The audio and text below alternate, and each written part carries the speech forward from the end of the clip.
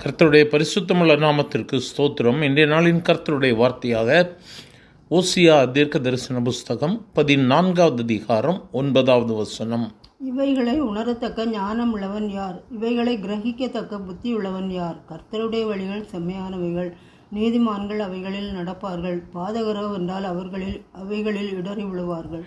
என கருமையானவர்களே, கர்த்தருடைய வழிகள் செம்மையானவைகள். கர்த்தர் நம்மை செம்மையான பாதையிலே வழி நடத்துகிறவராக இருக்கிறார். நம்முடைய வாழ்க்கையில் பலவிதமான இடறல்கள், போராட்டங்கள், கஷ்டங்கள் வரும்பொழுது நாம் நினைக்கிறோம், உண்மையாகவே ஆண்டவருடைய வழி இதுதானா? ஏன் எனக்கு இந்த வழியில் இவ்வளவு பாடுகள்?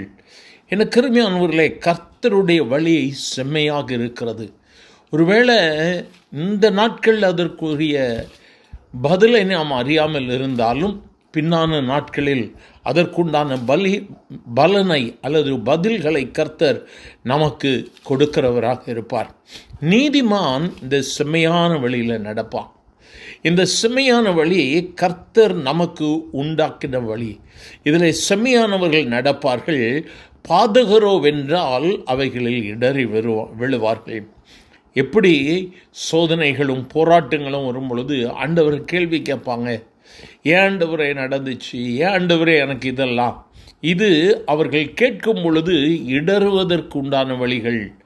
ஆனால் கர்த்தருடைய வழி செம்மையானது என்று சொல்லி நாம் ஏற்றுக்கொள்ளும் பொழுது கர்த்தர் நம்மை சரியான பாதையில் வழி நடத்துகிறவராக இருக்கிறார். இந்த வார்த்தைகளை கேட்கிற எனக்கு அருமையான தேவ பிள்ளையே, கர்த்தர் உன்னை செம்மையான பாதையில் வழி நடத்தி கொண்டிருக்கிறார். ஒருவேளை இந்த செம்மையான பாதையில் பலவிதமான போராட்டங்கள் இருக்கலாம். ஒருவேளை நீ நடக்கிற பாதையில் பாலும் தேனும் ஓடாமல் இருக்கலாம், வனாந்திரத்தின் பாதையாக இருக்கலாம். ஆனால் இந்த வனாந்திரத்திலும் என் ஆண்டவர் உன்னுடைய தாகத்தை தீர்க்க வல்லமையுள்ள தேவனாக இருக்கிறார். இந்த வனாந்திரத்திலும் அவர் உனக்கு நீரூற்றை காண்பிக்கிற தேவனாக இருக்கிறார். கலங்கி போகாத, செம்மையான வழியிலே நீ நடந்து கொண்டிருக்கிறாய். கர்த்தர் உன்னை வெட்கப்படுத்தவே மாட்டார். உன் தேவைகளை அவர் அறிவார். உன்னுடைய நோக்கத்தை அவர் அறிந்திருக்கிறார். நாம் கேள்வி கேட்கதை விட்டுட்டு, ஆண்டவரே செம்மையான வழி நீங்கள் நடத்துகிற வழி தான், நீங்கள் தான் எல்லாவற்றையும் ஏற்படுத்தி இருக்கிறீங்க, உங்கள் பாதையில் என்ன நடத்துங்கப்பா என்று சொல்லி கேட்கும் பொழுது கர்த்தர் நமக்காக வைத்திருக்கிற அந்த மேன்மையின் ஆசீர்வாதத்தை நாம் அடைந்து கொள்ள கர்த்தர் உதவி செய்வார். அவரை நோக்கி கூப்பிடலாமா?